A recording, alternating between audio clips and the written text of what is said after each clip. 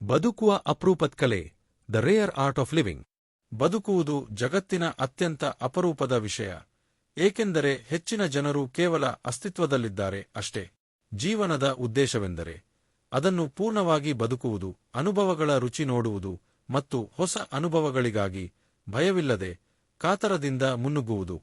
ನಿಮ್ಮ ಕನಸಿನ ಜೀವನವನ್ನು ನಡೆಸುವುದೇ ಅತಿ ದೊಡ್ಡ ಸಾಹಸ.